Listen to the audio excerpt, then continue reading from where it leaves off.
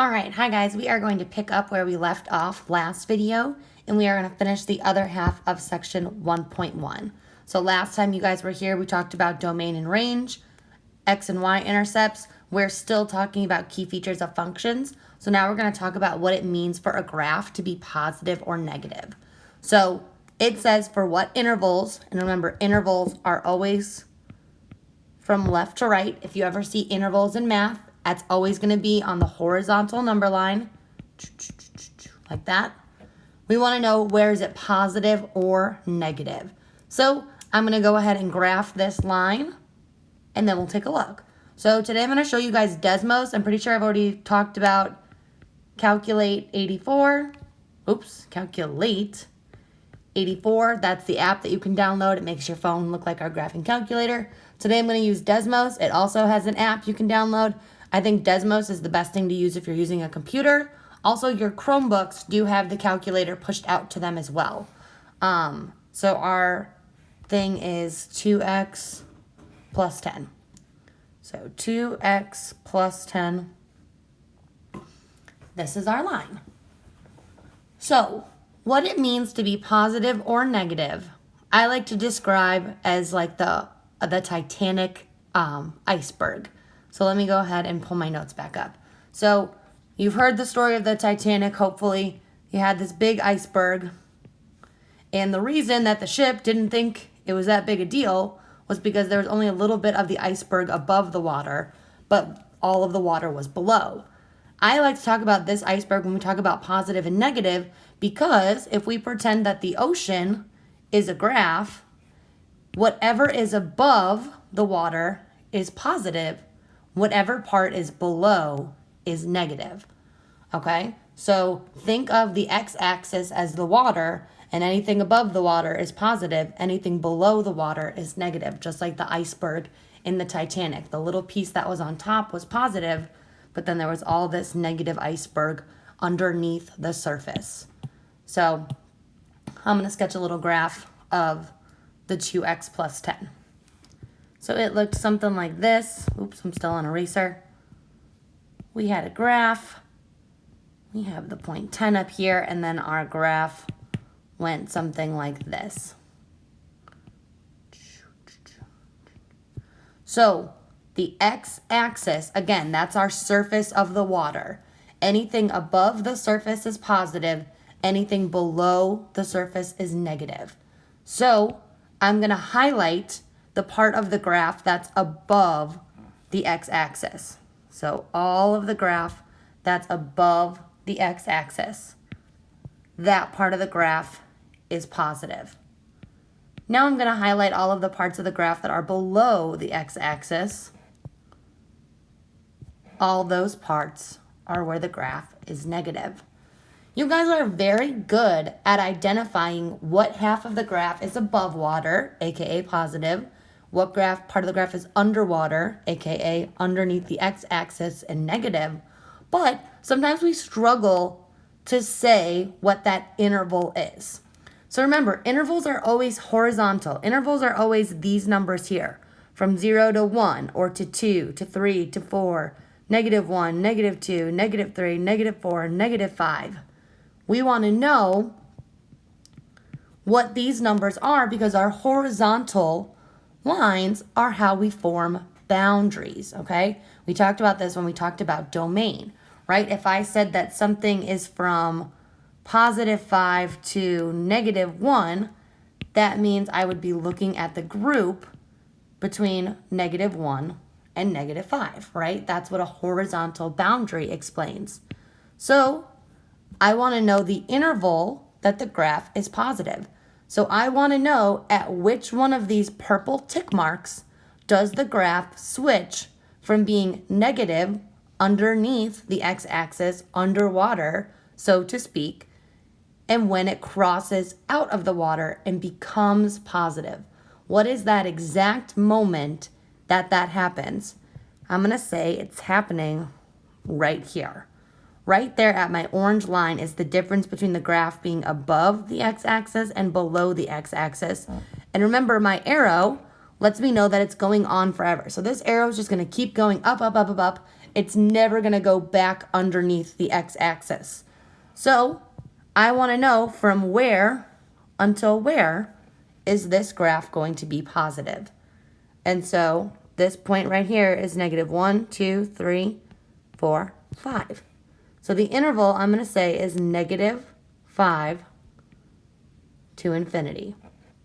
If I pick any number between negative 5 and infinity, and I go and try and find where the graph is at that point, it will be above the x-axis. So remember, if I had a graph, oop, that was really uneven, but this is just like a little last reminder. Anywhere where the graph is below the x-axis is where it's negative. Anywhere the graph is above the x-axis is where it's positive. Okay, that's positive and negative. So, for what interval is the function negative? Well, we know that it still has to do with this negative 5 right here, and then forever to the left. So we know that when things go forever to the right, they go to positive infinity. Therefore, negative forever to the left is negative infinity. So any number from negative infinity to negative 5, the graph is going to be underwater. And then at negative 5 is when it switches and it becomes above water, or positive, above the x-axis. And then lastly, we're going to talk about increasing and decreasing. So again, for what values is x increasing? For when is it decreasing? We are going to go ahead and graph this so we know what we're looking for. So I'm just going to go back to Desmos because I already had it open. X squared minus 4x. So this is my function. I'm going to zoom in so that I know my numbers. All right, looks like it crosses at 0, 4, and it comes as low as negative 4. That way I can do a little sketch. So my graph looks like this. And I've got, oops, I totally drew that wrong. It goes like this. There we go. Because we know that it went through at 0, 4, and it came down here to negative 4. So increasing and decreasing, I think, is really easy when you think of the function as a roller coaster track, okay? Increasing and decreasing is always read from left to right. So I want you to think of this orange function as a roller coaster track that you are riding from left to right. So this is the roller coaster.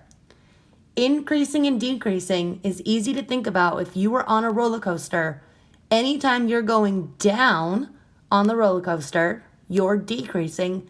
Anytime you're rising up on the graph, you're increasing.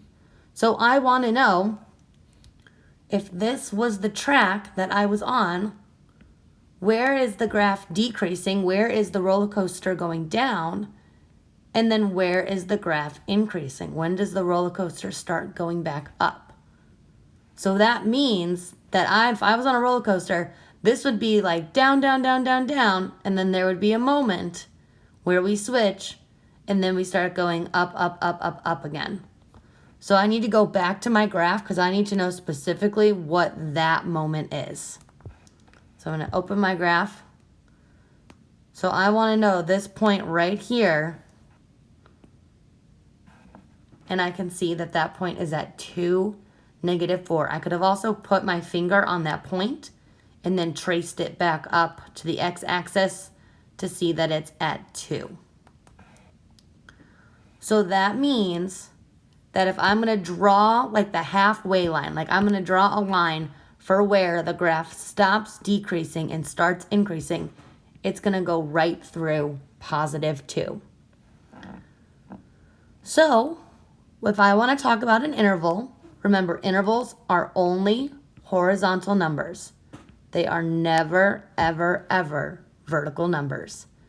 So I want to know from where to what line, which I've already drawn, is the graph decreasing, and from where to where is the graph increasing, okay?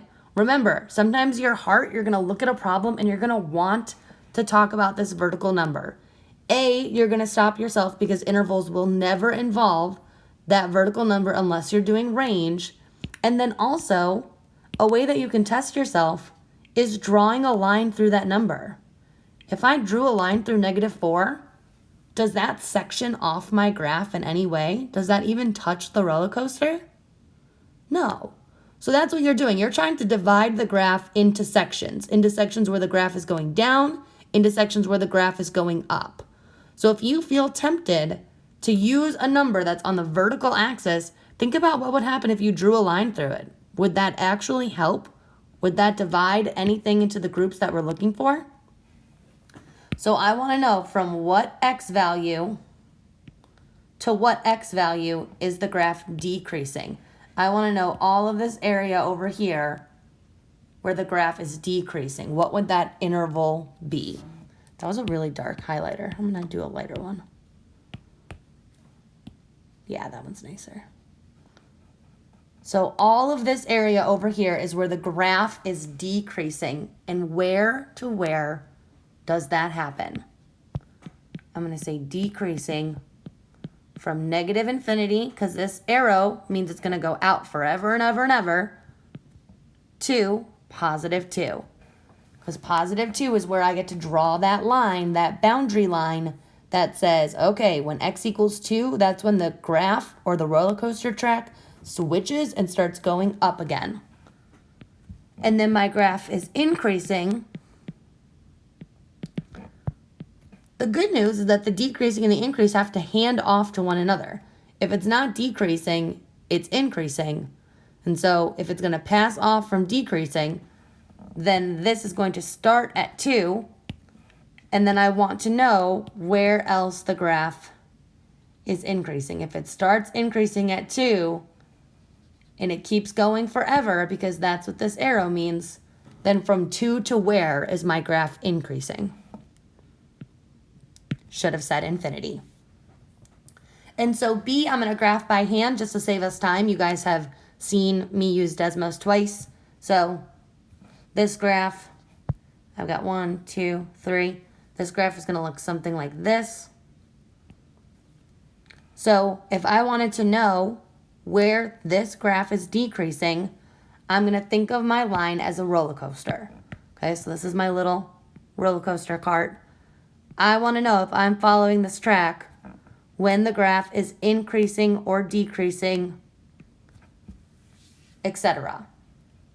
So again, if you start as far left as this graph will let you, and you only travel from left to right, and this is an arrow that's pointing straight down forever, will you ever be increasing? Is this roller coaster ever going to make a U-turn and start going up?